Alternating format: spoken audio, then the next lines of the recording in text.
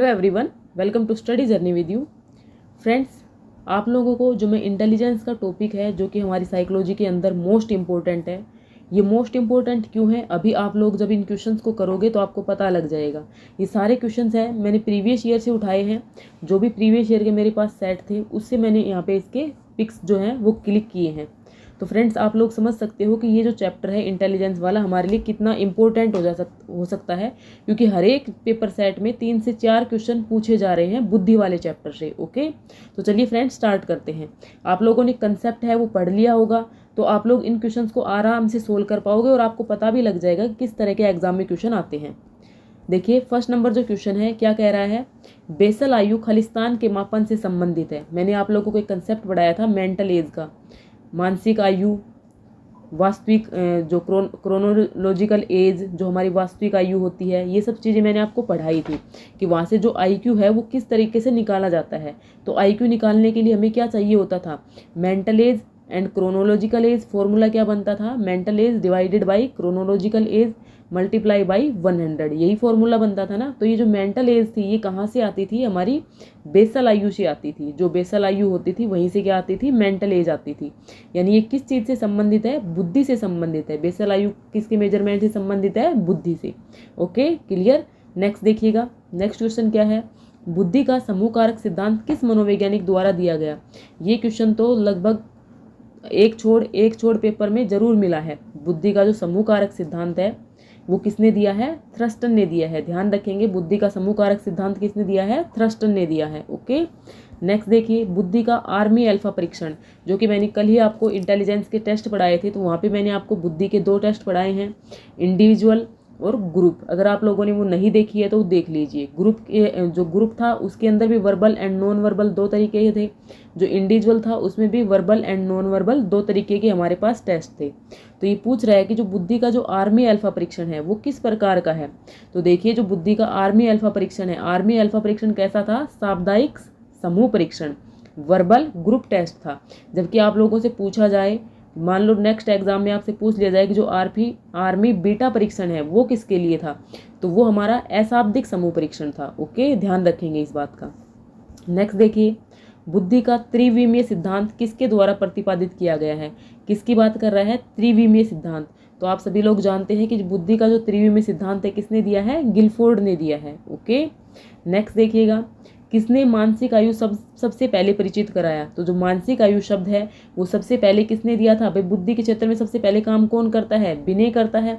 तो जो मानसिक आयु जो शब्द है वो सबसे पहले किसने दिया था, बिने ने दिया था। अगर आप लोगों से पूछा जाता है कि बुद्धि का सबसे पहले परीक्षण कब किया गया, बुद्धि का जो सबसे पहला टेस्ट हुआ था वो कब किया गया, 1905 में, और वो किसके द्वारा किया गया, बिने के द्वारा ही किया गया, जिसका नाम क्या है, बिने साइमन परीक्षण है। ओके फ्रेंड्स, अगर आप लोगों से ये क्वेश्चन नहीं बन पा रहे हैं तो जो इंटेलिजेंस वाली जो भी मैंने आप लोगों को 4 से 5 क्लासेस करवाई हैं, जिनकी मैंने प्लेलिस्ट बना दी है, आप लोग उनको ज़रूर विजिट कीजिएगा। ठीक है, अगर आप लोग नोट्स परचेज करना चाहते हैं तो आप लोग नोट्स भी परचेज कर सकते हैं। मैंने आप लोगों को एक नंबर प्रोवाइड कर रखा है, आप उस नंबर पर जब व्हाट्सअप करते हैं तो आपको एक बिल्कुल मिनिमम कॉस्ट में जो सारे नोट्स हैं वो अवेल हो जाएंगे। आपको गूगल ड्राइव के अंदर ऑटोमेटिक आप लोगों के नोट्स हैं वो डेली अपडेट होते रहेंगे। और एक बात और क्लियर कर देती हूँ, ये जो मैं आपको जो क्वेश्चंस करवा रही हूँ, ये क्वेश्चंस भी उन जो नोट्स होंगे उनके अंदर इंक्लूड होंगे, इनका कोई एक्स्ट्रा चार्जेस नहीं है। ओके, तो देखिए, जो बहुबुद्धि का जो सिद्धांत है उसके प्रवर्तक कौन है, बहुबुद्धि। ये बहुबुद्धि का सिद्धांत काफ़ी बार पूछा गया है, हार्वर्ड गार्डनर होते हैं, जिन्होंने मेनली 8 प्रकार की बुद्धि के प्रकार बताए थे, बाद में एक 9वां प्रकार भी जोड़ा गया था। ओके, नेक्स्ट देखिए, एक बालक जो अपने स्कूल जीवन के बीच यानी लगभग 10.5 साल में अपनी आयु के समकक्ष से नीचे की कक्षा का कार्य करने में असमर्थ हो, किस प्रकार का बालक कहते हैं। कि क्या बता रहा है कि एक जो बच्चा है 10 साल की आयु का है, अगर वो अपने नीचे से जो उसके नीचे की एज के जो बच्चे हैं, यानी 9 साल के जो बच्चे हैं, 8 साल के जो बच्चे हैं, उनका जो शिक्षा का कार्य है उसको भी वो कंप्लीट नहीं कर पा रहा है, तो इस प्रकार के बालक को क्या कहते हैं। हमारे पास 4 ऑप्शन दिए गए हैं, कौन कौन से, मानसिक रूप से मंदित बालक, शैक्षिक रूप से पिछड़ा, मूर्ख, बेवकूफ़ और जड़। तो देखिए, इसके अंदर जो सही आंसर होगा वो हमारा क्या हो जाएगा, शैक्षिक रूप से पिछड़ा। क्योंकि फ्रेंड्स, ना तो वो बालक मूर्ख बेवकूफ़ है, ना ही वो जड़ बुद्धि है, और ना ही उसके अंदर कोई मानसिक बीमारी है, वो सिर्फ जो शैक्षिक रूप है उससे क्या है, पिछड़ा हुआ है। तो इसका जो सही आंसर है वो क्या हो जाएगा, option number B. Okay, next देखिएगा, निम्नलिखित में से बुद्धि की कौन सी श्रेणी हार्वर्ड गार्डनर द्वारा उनके बहुबुद्धि सिद्धांत में नहीं सुझाई गई है। हार्वर्ड गार्डनर वाला हर एक पेपर सेट में आपको क्वेश्चन मिल जाएगा किसी न किसी प्रकार से घुमा करके। तो हार्वर्ड गार्डनर को अच्छे से देख लेना, इसने जो बुद्धि बताई थी उनको भी अच्छे से देख लेना है आपको। जो हार्वर्ड गार्डनर साहब हुए थे उन्होंने 8 प्रकार के जो बुद्धि के प्रकार बताए थे, बाद में एक और भी बुद्धि का प्रकार उन्होंने उसके अंदर इंक्लूड किया था। तो देखिए, जो गणितीय कौशल तो ऐसा उन्होंने बताया था, संगीत कौशल संगीत बुद्धि भी बताई थी, अंतर्वैयक्तिक बुद्धि भी बताई थी, अंतरावैयक्तिक बुद्धि भी बताई थी, लेकिन व्यवहारिक कौशल टाइप की कोई बुद्धि नहीं बताई। तो इसलिए हमारा सही आंसर क्या हो जाएगा, ऑप्शन नंबर डी। फ्रेंड, ये सभी चीज़ें मैं आप लोगों को बता चुकी हूँ, तो इतना ज़्यादा डिटेल में जाना मैं उचित नहीं समझती, ठीक है, क्योंकि वही बातें मैंने अभी 2-3 दिन पहले ही आप लोगों के सामने रिपीट की हैं। नेक्स्ट देखिए, किस बुद्धि लब्धि स्तर का बालक सामान्य बुद्धि वाला कहलाता है। बुद्धि लब्धि आप लोगों ने IQ पढ़ा है, तो क्या पूछ रहा है कि कौन सी जो IQ वाला जो बालक है उसको सामान्य बुद्धि स्तर में रखा जाता है। तो आप लोगों ने अगर टर्मन की बुद्धि लब्धि वाली जो सारणी थी वो याद कर ली होगी, तो आप लोग आराम से उत्तर निकाल सकते हो। 90 से 109 की IQ लेवल वाला जो बच्चा होता है उसको सामान्य बुद्धि वाला बच्चा कहा जाता है। ओके, नेक्स्ट देखिएगा, निम्नलिखित में से कौन सा बालक के मानसिक स्वास्थ्य पर प्रभाव डालने वाला कारक नहीं है।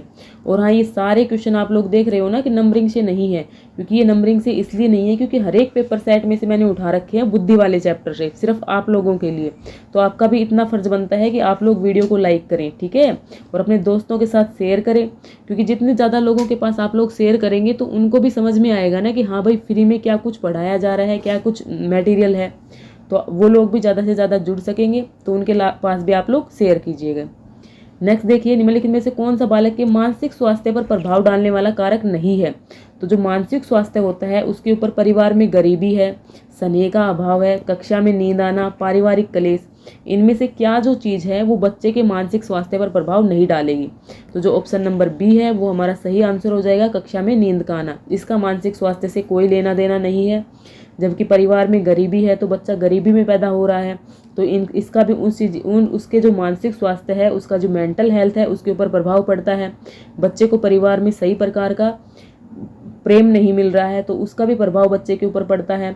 परिवार में सारे दिन कलेश रहता है तो इसका भी प्रभाव बच्चे के मेंटल हेल्थ पे पड़ता है, लेकिन कक्षा में नींद आने का इससे कोई औचित्य नहीं बनता है। ओके, नेक्स्ट देखिए, बुद्धि के लिए कौन सा कथन सत्य नहीं है। सत्य नहीं है पूछा गया है, ये भी एचटेट में आया हुआ क्वेश्चन है। तो देखिए, मैंने आप लोगों को जब बुद्धि की डेफिनेशन करवाई थी तो मैंने क्या बताया था, बुद्धि जो है वो समस्या हल करने की योग्यता है, बताया था, तो ये बिल्कुल सही है। बुद्धि सीखने की योग्यता है, बिल्कुल सही है। बुद्धि परिश्रम करने की योग्यता है, तो ऐसा तो मैंने आप लोगों को कुछ नहीं बताया। बुद्धि नवीन परिस्थितियों के साथ अनुकूल करने की व्यवस्था है, ऐसा भी बताया गया था। तो जो बुद्धि है वो परिश्रम करने की योग्यता नहीं है, जो ऑप्शन नंबर सी है वही हमारा सही आंसर निकल जाएगा।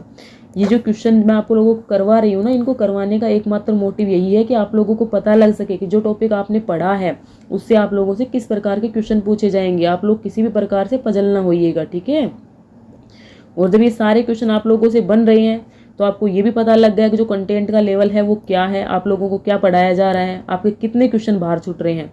आप लोग खुद अंदाज़ा लगा सकते हैं कि सारे क्वेश्चन मेरी करवाई हुई क्लासेस में से कंप्लीट हो रहे हैं, और कोई भी क्लासेस मैंने आप लोगों को 20 से 25 मिनट से ज़्यादा की नहीं करवाई है, सिर्फ वही पॉइंट्स करवाए हैं जो आप लोगों को डायरेक्ट एग्जाम में देखने को मिलेंगे। ओके, तो नेक्स्ट क्वेश्चन क्या कह रहा है कि एक विद्यार्थी की वास्तविक आयु, विद्यार्थी की जो वास्तविक आयु है वो कितनी है, 10 वर्ष है, और मानसिक आयु कितनी है, 12 वर्ष है। तो उसकी बुद्धि लब्धि क्या होगी, तो यहाँ पे हमें बुद्धि लब्धि निकालनी है। तो बुद्धि लब्धि का जो सूत्र है मैंने आप लोगों को क्या बताया है, जो IQ लेवल निकालते हैं उसका जो फॉर्मूला है वो मैंने आप लोगों को क्या बता रखा है, mental age divided by current age, chronological age जिसको बोलते हैं, मल्टीप्लाई बाई 100। तो जो मेंटल एज है वो कितनी दी गई है, 12 दी गई है। जो क्रोनोलॉजिकल एज है, वास्तविक आयु है, वो कितनी है, 10 है। मल्टीप्लाई बाई 100 करेंगे तो हमारा क्या आएगा, 120। तो जो हमारी बुद्धि लब्धि है वो क्या आ जाएगी, 120 आ जाएगी, ठीक है। बुद्धि लब्धि IQ हमारा क्या आ जाएगा, 120 आ जाएगा। ओके, ये फॉर्मूला आपको याद रखना है क्योंकि ये एक तरीके से फ्री का नंबर है, आपके जब भी एग्जाम में आएगा तो आप आराम से इस क्वेश्चन को बना सकते हो। नेक्स्ट देखिए, स्वयं की भावनाओं तथा संवेगों को नियंत्रित करने से संबंधित बुद्धि को क्या कहा जाता है। किसकी बात कर रहा है फ्रेंड्स, स्वयं की बात कर रहा है, यानी अपने ही मनोभावों को समझता है व्यक्ति, दूसरे के नहीं। अगर दूसरे के समझता तो उसको तो अंतरा बोलते, लेकिन इसमें स्वयं के भावों को ही समझ रहा है, तो वो हमारा क्या हो जाएगा, अंतर्वैयक्तिक बुद्धि। ऑप्शन नंबर बी हमारा सही आंसर हो जाएगा। ओके, नेक्स्ट देखिए, आरबी कैटल की तरल बुद्धि तुल्य है। आरबी कैटल का बुद्धि का सिद्धांत मैंने आपको पढ़ाया था। तरल एवं ठोस दो प्रकार के बुद्धि के सिद्धांत आप लोगों को बताए थे, आप लोगों को अगर याद है तो उसके अंदर एक तो हमारा क्या था, तरल बुद्धि, दूसरा हमारा क्या था, ठोस बुद्धि। तो जो तरल बुद्धि होती है वो किस प्रकार के कारकों से संबंधित होती है, वंशानुगत कारकों से संबंधित होती है, हेरिडिटी से संबंधित होती है। जबकि जो ठोस बुद्धि होती है वो हमारी किससे संबंधित होती है, वातावरण से संबंधित होती है। ओके, बुद्धि के दो कारक बताए आरबी कैटल ने, एक हमारा तरल, एक हमारा ठोस। जो तरल है वो किससे रिलेटेड है, वंशानुगत से रिलेटेड है। ओके, तो ऑप्शन नंबर ए हमारा सही आंसर होगा। तो ये कुछ क्वेश्चन थे जो पीछे की एस्टेट की परीक्षाओं में पूछे गए हैं। आप लोगों की यहाँ से हेल्प ज़रूर हुई होगी और साथ में आप लोगों को आइडिया भी मिल गया होगा कि आगे एग्जाम में आप लोगों से किस तरह के क्वेश्चन पूछे जाएंगे। तो आज के लिए इतना ही, कल मिलती हूँ आप लोगों से दूसरे टॉपिक के साथ। तब तक आप लोग पढ़ते रहिएगा और प्रैक्टिस साथ में ज़रूर करते रहिएगा। Thanks for watching me, thanks for watching this video.